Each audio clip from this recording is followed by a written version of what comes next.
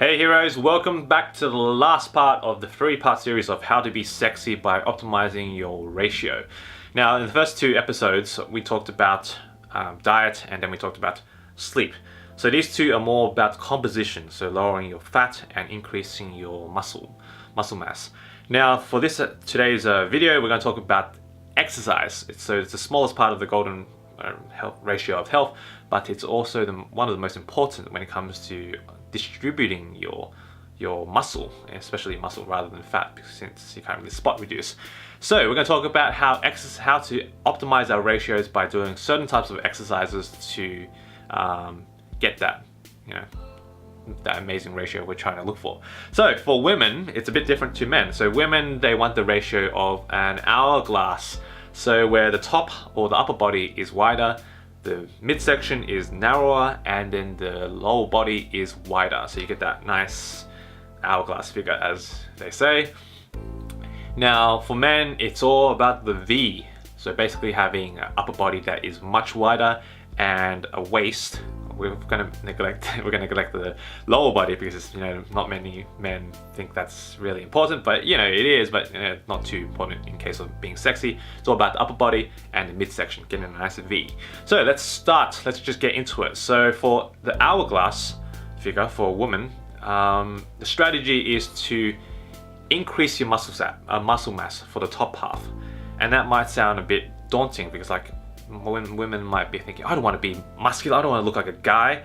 And you're right to an extent, but women don't really have as much testosterone as men. So what that means is that it's much harder to pack on muscle. So the idea here is to really work out the muscles to build tone rather than bulk up. You can try to bulk up, but you won't really get that much far, or most women won't. And that's a good thing in a way. So the muscles here you want to work out are your delts, kind of shoulder muscles, your your upper back and your chest. So working out any of those muscles, I'll just give you some examples of exercises you can do. There are literally hundreds you can do, and you got to find out what works for you.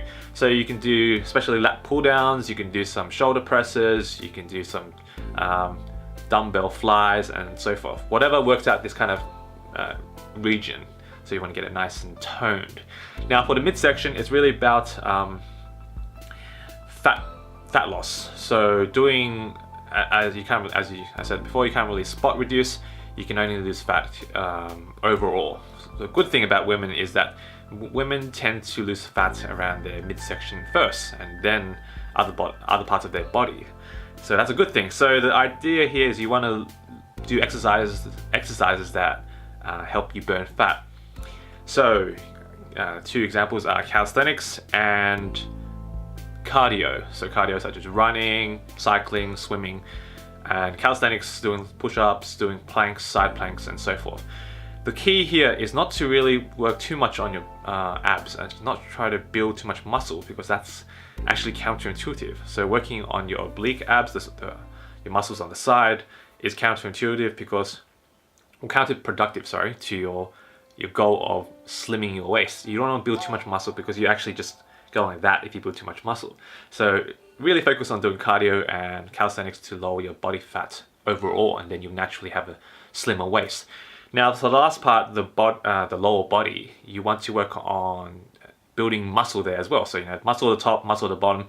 So the muscles such as your glutes, especially your glutes, your quads and your hamstrings. So any muscle, doing any exercises that build muscle there is very important, especially to get that nice wide, wide hips. Oh, not hips, sorry. Yeah, your hips. Yeah, wide your hips. Now, for men, okay, so let me just recap. So the strategy is to build muscle top, bottom, and lose weight in the middle. Now for men, it's quite simple. It's actually simpler than for women, because we only need to focus on the top part and the middle part. We don't really have a bottom part. So we do, but no one really cares about the bottom. Some people do. A nice toned butt was always a good bonus. So for men, it's really about, in one study it actually showed that women notice the shoulders first rather than the chest or the back.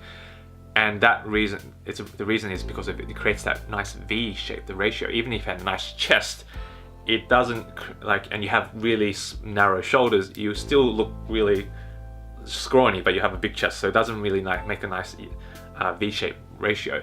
You want to kind of work on your shoulders first. You want to get that nice width to the top of the V, and then go down. I mean, yeah, that's quite logical. The shoulders give you the most width.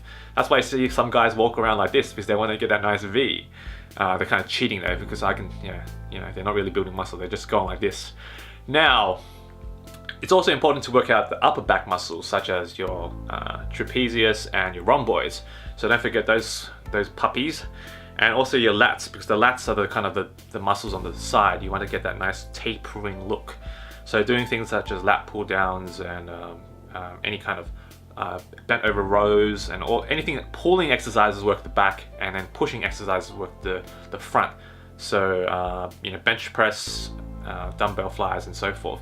So the idea or the trick here is to really do, especially for men, really do high intensity workouts. So what I mean by that is lifting very heavy weights, around 80 to 90% of your 1 rep max.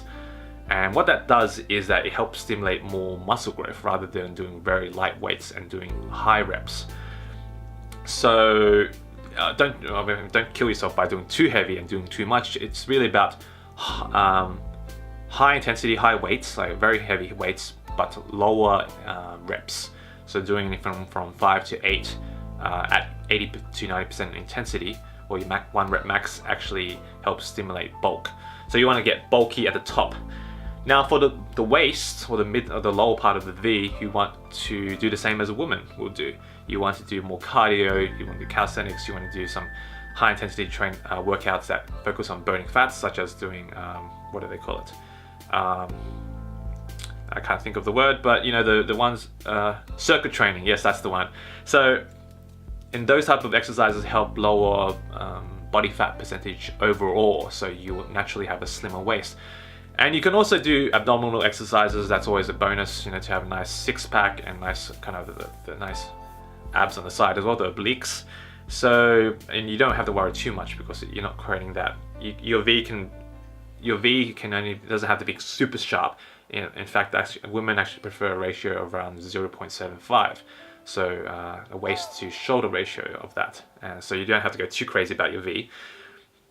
So that's the basic strategy for both men and women. It's very similar, bulk around the top, bulk at the bottom, and then slim at the waist. So that's a very quick and easy video about exercise, since exercise, as we all know, is very important for just our general health and well-being.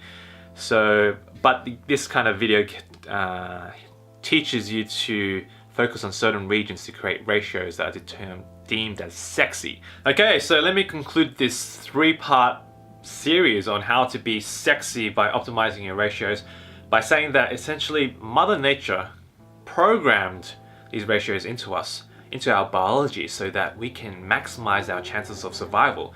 So let's take the case for a female. Like having an hourglass figure or ratio is essentially signaling to the tribe or our species that she is healthy, fertile, and she can produce these healthy offsprings. And that's very important when it comes to propagating our species, passing on our genetic material. And on the other hand, we have the muscular V-shaped men, and they signal, in a sense, strength and dominance and ability to protect, which is important when it comes to fending off threats to our survival. So you can see these two elements work in synergy so that we can survive as a species and increase our chances of survival. Now, understanding these ratios, by understanding them, we can start to work towards these ratios so we can become sexier to the opposite sex. But of course, sexiness is not just about the body, there's many ways to be sexy, so don't be down if you don't have these ratios. That's what's important. Actually, what's really important is to really build your health and to become a strong individual rather than to succumb to these inherent ratios. This is just, I'm just giving you kind of like a guide to become sexier just by the way we're built as human beings. Now, yeah, that's pretty much it, guys. I don't have anything else to say about this. So thank you guys so much for watching. Please subscribe, share, and like, and let me know in the comments below what you think. Give me suggestions, feedback on how you're doing and what you need help on. I'm happy to help, and I'll make the next video on some different topic that will help you increase or become better as a person. So thank you guys again, and peace.